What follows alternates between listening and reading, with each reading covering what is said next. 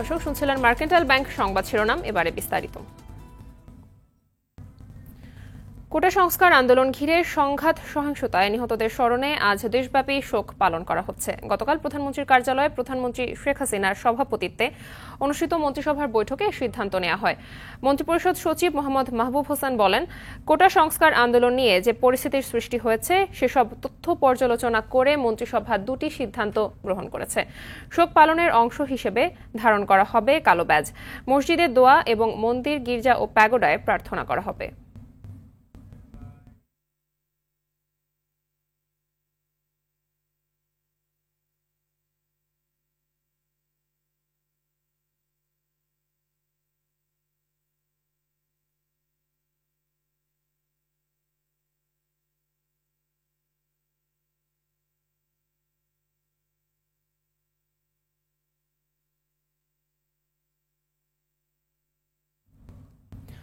আন্দোলনের সময় শিক্ষার্থীদের উপর গুলি না করার নির্দেশনা ও ডিবি হেফাজতে থাকা ৬ সমন্বয়ককে ফেরত চেয়ে করা রিট আবেদনের উপর আদেশ আজ। গতকাল রিট আবেদনের উপর শুনানি নিয়ে আজ আদেশের দিন ধার্য করে হাইকোর্ট। বিচারপতি মোস্তফা জামান ইসলাম ও বিচারপতি SM মাসুদ হোসেন দোলনের সমন্বয়ে গঠিত হাইকোর্ট বেঞ্চ এই দিন ধার্য করে। এর আগে সোমবার হাইকোর্টের সংশ্লিষ্ট শাখায় এ রিট আবেদন করেন ব্যারিস্টার অনিক আর হক। আবেদনের সম্প্রতি কোটা আন্দোলন ঘিরে আন্দোলনকারী শিক্ষার্থীদের যেসব স্বজনকে আটক বা গ্রেফতার করা হয়েছে তাদের মুক্তির নির্দেশনা চেয়েও আর্জি জানানো হয়।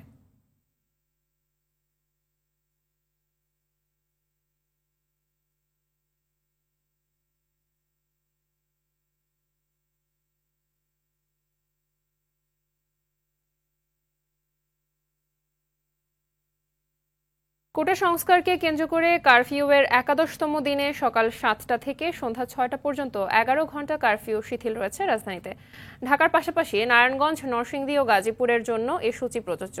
শুক্রবার দিবাগত রাত ১২টা থেকে কারফিউ জারি করলেও রবিবার থেকে তা অনির্দিষ্টকালের জন্য ঘোষণা করে সরকার। অন্য জেলার সিদ্ধান্ত জেলা প্রশাসকদের ঘোষণা অনুযায়ী চলছে। আর কারফিউ শিথিল অবস্থায় সকাল ৯টা থেকে বিকেল ৩টা পর্যন্ত অফিসের সময়সূচি ঘোষণা করে সরকার। ব্যাংকিং সেবা চলবে সকাল ১০টা থেকে বেলা ৩টা পর্যন্ত। চলমান পরিস্থিতিতে ব্যক্তিগত গাড়ির সংখ্যা চোখে পড়ার মতো হলেও গণপরিবহন সংখ্যা তুলনামূলক কম।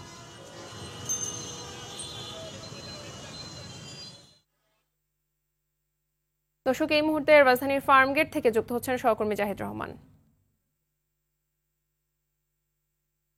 জাহিদ, রাজধানীর সার্বিক পরিস্থিতি কেমন দেখতে পাচ্ছেন জানাবেন। মাহবুবা, আপনি জানেন যে ১১তম দিনের মতো যে কারফিউ সেটি চলছে এবং শিথিলের যে সময় এখন কিন্তু সেই সময়টি অতিক্রম করছে, অর্থাৎ সকাল ৭টায় যে শুরু হয়েছে শিথিল সেটি ৬টা নাগাদ পর্যন্ত সেই শিথিল থাকবে। ইতিমধ্যেই আপনি জানেন যে অফিস সূচি যেটি রয়েছে সকাল ৯টা থেকে বিকেল ৩টা সহ এবং ব্যাংকিং কার্যক্রম যেগুলো রয়েছে সকাল 10টা থেকে সেগুলো চলমান রয়েছে। কিছুক্ষণ পর হয়তো ব্যাংক খুলবে এবং সেখানেও কার্যক্রমগুলো অব্যাহত থাকবে। এছাড়া আমরা সাধারণ মানুষ যারা অফিসগামী রয়েছেন, সরকারি চাকরিজীবী সহ বেসরকারি বিভিন্ন জায়গায় যারা কর্মসংস্থান রয়েছেন, তারা দেখতে পাচ্ছি যে বিভিন্ন পরিবহনগুলো ব্যবহার করে মূলত তারা যে বিভিন্ন জায়গায় যাচ্ছেন এবং যারা জরুরি প্রয়োজনে কাজ সারার কথা তারাও বের হয়েছেন।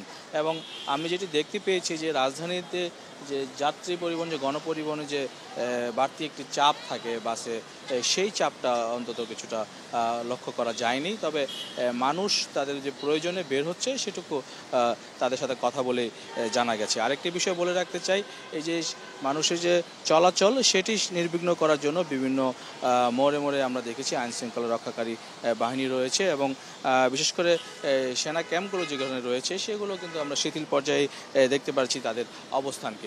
এবং সব মিলে বলা চলে যে কর্মজীবী মানুষ যে রাজধানীতে তাদের প্রয়োজনে বের হয়েছেন এবং যে পরিবহনগুলো ব্যবহার করার কথা সেগুলো তারা ব্যবহার করছেন। মাহবুবা। জি, ধন্যবাদ আপনাকে। সারা দেশের পরিস্থিতি অনেকটাই স্বাভাবিক। চট্টগ্রামে ভোর ৬টা থেকে রাত ৯টা পর্যন্ত কারফিউ শিথিল করা হয়েছে। অভ্যন্তরীণ রুটের গণপরিবহন চলাচলের পাশাপাশি চলছে দূরপাল্লার যানবাহনও। স্বাভাবিকভাবে চলাফেরা করছে মানুষ। সেনাবাহিনী ও বিজিবির পাশাপাশি আইনশৃঙ্খলা বাহিনীর টহল বাড়ানো হয়েছে বরিশালে। এই মহানগরীতে ১৫ ঘণ্টা কারফিউ শিথিল করা হয়েছে। বিভিন্ন স্থানে ভিড় বেড়েছে মানুষের। এছাড়া খুলনা, রাজশাহী, সিলেট, রংপুরে পরিস্থিতি স্বাভাবিক রয়েছে। মেহেরপুরে কারফিউ শিথিলের সময় বাড়ায় স্বাভাবিক হতে শুরু করেছে জেলার পরিবেশ। চলছে অফিস আদালতের কার্যক্রম। এছাড়াও দূরপাল্লা ও আন্তজেলার সব সড়কে স্বাভাবিক রয়েছে যানবাহন চলাচল। ভোলায় কারফিউ চলাকালে নির্বাহী ম্যাজিস্ট্রেটের নেতৃত্বে নৌবাহিনী, র্যাব, পুলিশ টিম বিভিন্ন এলাকায় যৌথ মহড়া দিচ্ছে।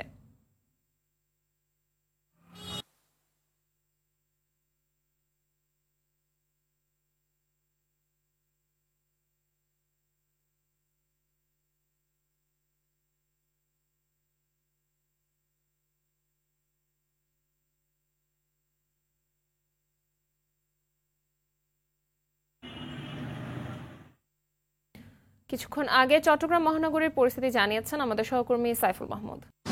চলমান কারফিউ অব্যাহত রয়েছে। আজ সকাল 6টা থেকে রাত 9টা পর্যন্ত এই কারফিউ শিথিল করা হয়েছে এবং এই কারফিউ শিথিলের মধ্যে কোনো ধরনের সভা সমাবেশ মিছিল মিটিং করা যাবে না, সিএমপির পক্ষ থেকে বলা হয়েছে। এবং একই সাথে এই চলমান কারফিউ শিথিলের কারণে আসলে ব্যক্তিগত গাড়ি এবং যান চলাচল বৃদ্ধি পেয়েছে, গণপরিবহনও চলছে, দূরপাল্লার যাত্রীবাহী বাস চলছে এবং পণ্যবাহী ট্রাকগুলো চট্টগ্রাম বন্দর থেকে ছেড়ে যাচ্ছে দেশের বিভিন্ন স্থানে। এবং একই সাথে চট্টগ্রাম বিমানবন্দরে স্বাভাবিকভাবে বিমান উঠানামা করছে এবং চট্টগ্রাম বন্দরের পণ্য স্বাভাবিকভাবেই উঠানামা করছে এবং ডেলিভারি হচ্ছে, কোথাও কোনো ধরনের সমস্যা হচ্ছে না। এবং চট্টগ্রামের সবজির বাজারগুলোতে, কাঁচা বাজারগুলোতে কিন্তু পর্যাপ্ত পরিমাণে কাঁচা সবজি আসছে, কোনো ধরনের সমস্যা হচ্ছে না। এবং সবজির দাম গত সপ্তাহের তুলনায় এই সপ্তাহে কিছুটা কমেছে এবং ধারণা করা হচ্ছে আরও 2-1 দিনের মধ্যে আরও কমবে।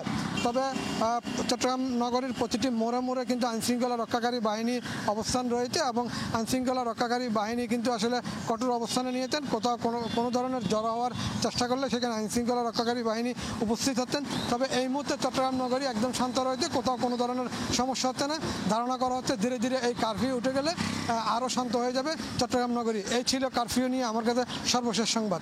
দর্শক, চট্টগ্রাম থেকে জানাচ্ছিলেন সহকর্মী সাইফুল মাহমুদ। কোটা সংস্কার আন্দোলন ঘিরে সংঘাত সহিংসতায় নিহতদের স্মরণে আজ দেশব্যাপী শোক পালন করা হচ্ছে। এ বিষয়ে আরও জানাতে সচিবালয় এলাকা থেকে যুক্ত হচ্ছেন আমাদের সহকর্মী সুমন তানভীর। সুমন, শোক পালনের বিষয়ে আপনার কাছে সবশেষ কি তথ্য আছে জানাবেন? দেখেন, আজ 30 জুলাই 2024, অর্থাৎ মাসটি শেষ হতে মাত্র একদিন বাকি। কিন্তু আসলে এই জুলাই মাসটি কিন্তু একদম ইতিহাসের পাতায় কিন্তু আসলে সে থেকে যাবে। এবং কেন থেকে যাবে, কি হয়েছিল, সেটি কিন্তু এই মাস জুড়ে যে শান্তিপূর্ণ কোটা আন্দোলনটি এই মাসের শুরুতে আসলে শুরু হয়েছিল, সেই শান্তিপূর্ণ কোটা আন্দোলনের যে সহিংসতা আসলে দেশবাসী দেখেছে এবং সেখানে যে প্রাণ ঝরেছে, সেটা সরকারি হিসাবেই কিন্তু এখন পর্যন্ত 150 জন। সেই প্রাণ ঝরার নিয়ে যদিও বেসরকারি হিসাবে কিন্তু সেটি 200-রও বেশি। এবং কালকে আমরা দেখেছিলাম যে এই সব কিছু নিয়ে এই মন্ত্রিপরিষদে যে বৈঠকটি হয়েছিল, সেই বৈঠকে শোক প্রস্তাব গৃহীত হয়েছে এবং শোক প্রস্তাবের পরেই কিন্তু আজকে দেশব্যাপী কিন্তু আসলে যে শোক, সেই দেশব্যাপী রাষ্ট্রীয় শোক পালন হচ্ছে। এবং সেই শোকের অংশ হিসাবে যারা সরকারি কর্মকর্তা আছেন এবং দেশবাসী আছেন তাদের কালো ব্যাজ ধারণ করবেন। সেই সঙ্গে কিন্তু পাশাপাশি আমরা যতটুকু কালকে জেনেছি যে মসজিদ এবং উপাসনালয়গুলো যেগুলো আছে সেগুলোতে কিন্তু আসলে দোয়া মাহফিল অনুষ্ঠিত হবে। সেই জায়গা থেকে আমরা এখন সচিবালয়ে আছি। আমরা দেখছি এখানকার যারা কর্মচারী আছেন, কর্মকর্তারা আছেন, তারা কিন্তু সকালবেলা অফিসে আসছেন এবং তারা কালো ব্যাজ ধারণ করে বেশিরভাগ আসছেন। এবং যাদের আসলে কালো ব্যাজ এখন পর্যন্ত যারা ধারণ করেননি, তারা কিন্তু তাদের কার্যালয়ে গিয়ে কালো ব্যাজটি ধারণ করবেন। এবং সেইভাবেই আসলে ভাবগাম্ভীর্যের সঙ্গেই কিন্তু আজকে এই যে যে শক্তি, সেই শক্তি তারা কিন্তু পালন করবেন। তবে আসলে কোটা বিরোধী আন্দোলনের যারা ডাক দিয়েছিল, তারা কিন্তু আসলে এই দিনটিকে বয়কট করেছে। তারা আজকের দিনেও কিন্তু তারা তাদের কর্মসূচি রেখেছে এবং তারা তাদের ভার্চুয়াল মিডিয়ায় তারা লাল কাপড় পরে কিন্তু তারা বিভিন্ন ছবি আপলোড দিবে এবং প্রকাশ করবে, এরকম একটি কর্মসূচি কিন্তু তারা রেখেছে। এবং এছাড়াও এখন পর্যন্ত আমরা জেনেছি তাদের যারা অভিভাবকরা আছেন, অভিভাবকরা কিন্তু ঢাকা মেডিকেলের সামনে আসলে তাদের যারা সন্তান আছেন তাদেরকে তাদের যে প্রোগ্রাম আছে সেটিকে সাপোর্ট দিয়ে তারাও কিন্তু আজকে দাঁড়াবে। তো সবশেষে আসলে যারা সরকারি কর্মকর্তা আছেন এবং দেশের মানুষ আছেন এবং রাষ্ট্রের পক্ষ থেকে যে রাষ্ট্রীয় শোকের কথা বলা হয়েছে সেই শোক আমরা এখানে এসে দেখছি যে আসলে কালো ব্যাজ পরে অনেকেই অফিসে আসছেন এবং যারা আমি বলছিলাম যে যারা এখনো পড়েননি তারা কিন্তু অফিসে যাওয়ার পরে তারা তাদের কালো ব্যাজটি ধারণ করবেন এমনটি কিন্তু আসলে আমাদের জানিয়েছেন। তো সচিবালয় থেকে আসলে এই ছিল আমার কাছে সর্বশেষ। ধন্যবাদ আপনাকে। কোটা সংস্কার আন্দোলনে দুষ্কৃতিকারীদের ধ্বংসযজ্ঞে অচল হয়ে পড়েছে নারায়ণগঞ্জের আঞ্চলিক পাসপোর্ট অফিস। এতে চরম ভোগান্তিতে পড়েছে জেলার হাজারো গ্রাহক। তবে কবে নাগাদ পুনরায় পাসপোর্ট অফিসের কাজ শুরু হবে জানা নেই কারো। জরুরি প্রয়োজনে নরসিংদী, মুন্সিগঞ্জ ও ঢাকার কেরানীগঞ্জের পাসপোর্ট অফিসের সহযোগিতা নিতে বাধ্য হচ্ছেন গ্রাহকরা। এদিকে নীলফামারীর সৈয়দপুরেও ব্যাপক ধ্বংসযজ্ঞ চালায় দুর্বৃত্তরা। জেলা প্রতিনিধিদের তথ্যছবিতে জানাচ্ছেন ইমরুল কায়েস।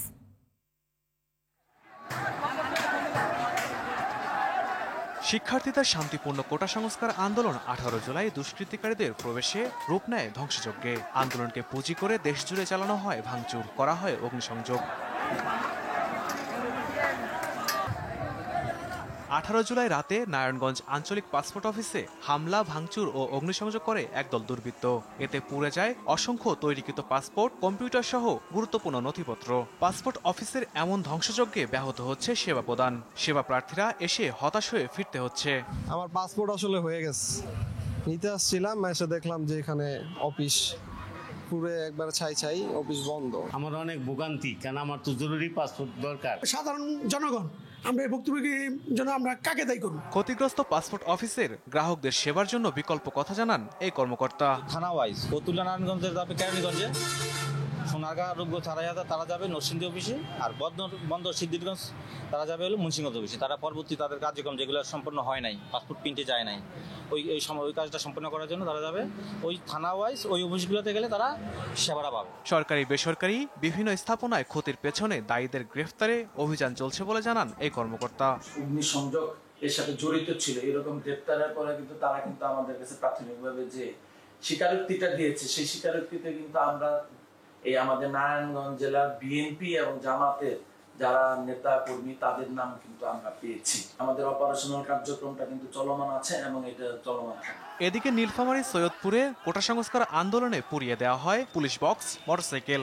ভাঙচুর চালানো হয় রেলওয়ে পুলিশের গোয়েন্দা শাখায় ও পুলিশ সুপারের কার্যালয়ের প্রধান ফটক সহ বিভিন্ন সরকারি বেসরকারি স্থাপনায়। আহত হয় বেশ কয়েকজন পুলিশ ও গণমাধ্যম কর্মী। সরকারের সম্পদ না, জনগণের সম্পদ। এই ক্ষয়ক্ষতিটা যেটা করছে এটা জনগণের ক্ষতি। এক বেলা খাচ্ছি, দুই বেলা না খেয়ে আসি, আমরা কাকে বলতে যাব? কে আমাদেরকে দিবে? সৈয়দপুর জুড়ে চালানো নাশকতায় সদর থানায় 4টি মামলা দায়ের করা হয়। আটক করা হয় 58 জন দুষ্কৃতিকারীকে। সৈয়দপুরে 3টি মামলা, এই 3টি মামলায় এ পর্যন্ত আমাদের অ্যারেস্ট হয়েছে 41 জন। এই সর্বমোট আমাদের 58 জন অ্যারেস্ট আছে। ইমরুল কায়েস, RTV। সেতু না থাকায় চরম দুর্ভোগে গাজীপুরের কাশিমপুর ডঙ্কারবিল এলাকার বাসিন্দারা। ঘাটে নেই যাত্রী ছাউনি, নেই টয়লেটের ব্যবস্থা, নেই চলাচলের ন্যূনতম সুবিধা। তবুও জীবনের ঝুঁকি নিয়ে নৌকা ও ট্রলার ব্যবহার করে প্রতিনিয়ত চলাচল করে হাজারো মানুষ। অভিযোগ আছে বাড়তি ইজারা আদায়ের। গাজীপুর থেকে আজহারুল হকের তথ্যছবিতে জানাচ্ছেন ইমরুল কায়েস। গাজীপুরের কাশিমপুর উপজেলার ইসলামপুর এলাকার মানুষকে এভাবেই পারাপার হতে হয় নৌকা বা ট্রলার দিয়ে। অথচ যে ঘাট দিয়ে মানুষের যাতায়াত তাতে নেই কোনো সুযোগ সুবিধা। কাশিমপুর নাওজোরের এই পথ যেন এক জনভোগান্তির নাম। হাজার হাজার মানুষের যাতায়াত এই ঘাট ব্যবহার করে, অথচ ঘাটে নেই যাত্রীর ছাউনি, নেই পাবলিক টয়লেট, যাত্রীদের ওঠানামার সিঁড়িও নেই। ফলে চরম ভোগান্তিতে এ পথের যাত্রীরা। বৃষ্টি হলে তো কথাই নেই, পিছলে পড়ে আহত হন অনেকে। নামতেছি তো উঁচা, তখন তো পানি ছিল না, অনেক কম পানি। ওই নিচে মানে ট্রেন যে পা পরিষ্কার করে নিজে বলতে পারি নাই, মানে হঠাৎ ট্রেন পিছলে পড়েছি। তাও অনেক পিছলে আমরা পড়ে যাওয়ার সম্ভাবনা আসছিল। বৃষ্টি হইলে আমরা পড়ে যেতাম যেভাবে উঠছি। স্বাধীনতার 50 বছর পরও ডঙ্কারবিল এলাকায় সেতু না থাকায় দুর্ভোগে সাধারণ মানুষ। অভিযোগ আছে ট্রলার প্রতি কাশিমপুর ঘাটে 70 টাকা করে চাঁদা আদায়ের। ট্রলারে মালামাল নিলে দিতে হয় বাড়তি খাজনা, অথচ প্রশাসন থেকে দেয়া হয়নি ঘাটের ইজারা। না আছে সুযোগ সুবিধা, না আছে টয়লেট, না আছে সিঁড়ি। আমরা ভাড়া ঠিকই দিচ্ছি, এরা ডাকে টাকা ঠিক নিচ্ছে, আমরা কি সুবিধা পাচ্ছি? কিছুই পাচ্ছি না। আমরা যাতায়াত করি, লঞ্চে চড়তে সমস্যা হয়, যাত্রী পড়ে যায় পিছুর গায়ে, এখানে কোনো বস্তা ফালানো নাই। প্রতিদিন 70 টাকা করে মানে প্রতি নৌকা থেকে দেই, একদিন না দিলে নৌকা বন্ধ হয় আবার। যাত্রীদের পারাপারের জন্য পল্টন নির্মাণ সহ অবকাঠামোগত উন্নয়ন করার আশ্বাস জেলা প্রশাসনের। খেয়াঘাটের অংশে, সরকারি অংশে পল্টন থাকতে হবে, যারা যাত্রী আছেন তাদের উঠানামার ব্যবস্থা থাকতে হবে। সংশ্লিষ্ট দপ্তরকে ইজারা যথাযথভাবে প্রদান করার জন্য আমরা তাদেরকে পত্র দেব। কারণ সরকারি রাজস্ব ছাড়া এই ধরনের ইজারা বিহীনভাবে খেয়াঘাট চললে এটা সরকারের রাজস্ব বঞ্চিত হবে। ইমরুল কায়েস, RTV। 4 বছর ধরে টাঙ্গাইলের বৈরান নদীর বুকে ভেঙে পড়ে আছে সেতু। 2 পারে সেতুটির ধ্বংসাবশেষ দেখা গেলেও মাঝখানের অংশ মিশে গেছে নদীর বুকে। ভেঙে যাওয়া সেতুটির কারণে টাঙ্গাইলের ধনবাড়ী উপজেলার 25টি গ্রামের 50,000-এরও বেশি মানুষ চরম ভোগান্তি পোহাচ্ছে। জনপ্রতিনিধি সহ বিভিন্ন দপ্তরে যোগাযোগ করেও কোনো সুফল পাচ্ছে না এলাকাবাসী।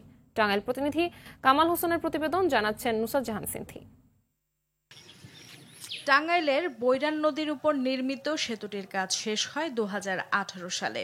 2013-14 অর্থ বছরে এশিয়ান উন্নয়ন ব্যাংকের অর্থায়নে এটি নির্মিত হয়েছিল। ধনবাড়ী উপজেলার ভাতকুড়া গ্রামের এই সেতুটি নির্মাণের সময়ে অভিযোগ ওঠে নানা অনিয়মের। অভিযোগের তোয়াক্কা না করে ক্ষমতা দেখিয়ে কাজ শেষ করে ঠিকাদারি প্রতিষ্ঠান। নির্মাণের বছর দেড়েক পরই সেতুটি ভেঙে পড়ে নদীতে। সেই থেকে 4 বছর ধরে যোগাযোগ ক্ষেত্রে চরম ভোগান্তি পোহাতে হচ্ছে এলাকার 25টি গ্রামের 50,000-এরও বেশি মানুষের। পাইলিংটা জুত হয়েছিল না, গাতা কুদাল দেখে আর ভেঙে ভেঙে পুরা জায়গা ওই দূরত্ব ঘিরে দিয়ে থেকে গেছে। বৃষ্টিটা খুবই জরুরি প্রয়োজন। ছাত্ররা এবং আমরা যারা ব্যবসা বাণিজ্য করি, আমাদের এটা নিকটবর্তী হয়। আমরা হাট বাজার করা হয় না, আমরা কোনো রোগী নিয়ে কোনো ডাক্তারখানায় যাই না। বিভিন্ন সময় স্থানীয় লোকজন, জনপ্রতিনিধি ও সরকারি দপ্তরে যোগাযোগ করেও কোনো সুফল পায়নি। ব্রিজটা ভাঙলো তখন এই জায়গায় কোনো মেম্বার, চেয়ারম্যান, উপজেলার চেয়ারম্যান এবং কোনো মাতব্বর কেউ আসলো না। সরকারের কাছে এই দাবি আমার, এখানে ব্রিজটা আপনি দিয়ে দিন তাড়াতাড়ি। এলজিডি অফিসে বারবার যোগাযোগ করা হলেও তারা এই বিষয়ে কোনো গুরুত্ব দিচ্ছে না, বলছেন স্থানীয় জনপ্রতিনিধি। হাজার হাজার লোকের ভোগান্তি হইতেছে, এলজিডি অফিসে বলা হয়েছে, তারা কোনো পদক্ষেপ নেন নাই। এই অবস্থায় লোকজনের পারার অসুবিধা, খুব কষ্টে তারা জীবনযাপন করছে। অন্যদিকে সেতুটি নির্মাণের বিষয়ে ক্যামেরার সামনে কথা বলতে নারাজ নির্বাহী প্রকৌশলী শফিকুল ইসলাম মণ্ডল। দীর্ঘদিনের এই ভোগান্তি লাঘবে দ্রুত সংশ্লিষ্টদের হস্তক্ষেপ কামনা করছেন ভুক্তভোগীরা। নুসরাত জাহান সিনথি, RTV। আন্তর্জাতিক প্রসঙ্গ। যুক্তরাজ্যে ছুরি হামলার ঘটনায় 2 শিশু নিহত সহ আহত হয়েছেন আরও 9 জন। আহতদের মধ্যে 6 জনের অবস্থা আশঙ্কাজনক। জানা যায়, দেশটির মার্সিসাইড জেলার সাউথপোর্ট শহরে শিশুদের একটি নাচের কর্মশালায় এই ঘটনা ঘটে। হামলার অভিযোগে 17 বছর বয়সী এক তরুণকে গ্রেপ্তার করেছে পুলিশ। তার পরিচয় প্রকাশ করা হয়নি। পার্শ্ববর্তী ল্যাঙ্কাশায়ার শহরের বাংস শহর থেকে সাউথপোর্টে এসে হামলা চালানো হয় বলে কর্তৃপক্ষের তরফে জানানো হয়। তবে হামলার সঠিক কারণ এখনও স্পষ্ট নয়।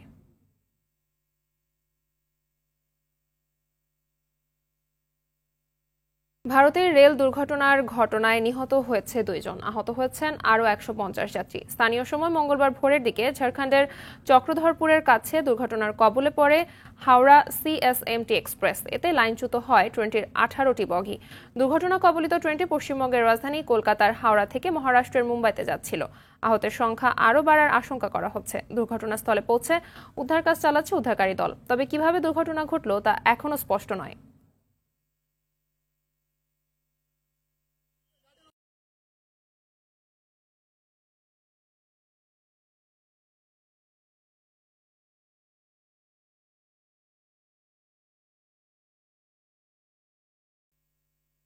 চলমান ইসরায়েলি নৃশংসতায় প্রায় ভেঙে পড়েছে অবরুদ্ধ গাজা উপত্যকার স্বাস্থ্য ব্যবস্থা। এর মাঝেই অঞ্চলটিতে পোলিও মহামারীর ঘোষণা দিয়েছে দেশটির স্বাস্থ্য মন্ত্রণালয়।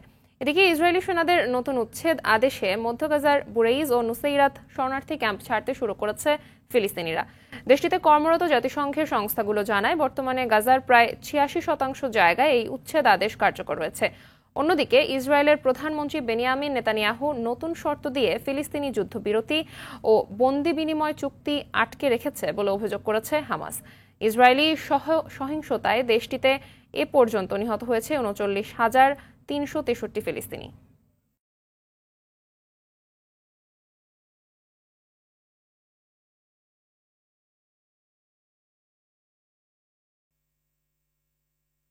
প্যারিস অলিম্পিকে ফুটবলে কোয়ার্টার ফাইনালের স্বপ্ন নিয়ে আজ ইউক্রেনের মুখোমুখি হবে আর্জেন্টিনা। ফ্রান্সের গ্রুপমা স্টেডিয়ামে ম্যাচটি শুরু হবে বাংলাদেশ সময় রাত 9টায়। মরক্কোর বিপক্ষে নাটকীয় হার দিয়ে অলিম্পিক আসর শুরু করলেও ইরাককে হারিয়ে কোয়ার্টার ফাইনালে আশা বাঁচিয়ে রাখে হাভিয়ার মাসচেনারোর শিষ্যরা। গ্রুপ পর্বে তাদের শেষ ম্যাচে ইউক্রেনের বিপক্ষে জয়ের ছন্দটা ধরে রাখতে পারলেই কোয়ার্টার ফাইনালের স্বপ্ন পূরণ হবে 2008 অলিম্পিকের স্বর্ণজয়ীদের। গুরুত্বপূর্ণ এই ম্যাচে আলবিসেলেস্তেদের একাদশে একাধিক পরিবর্তনের ইঙ্গিত দিয়েছেন কোচ মাসচেরানো।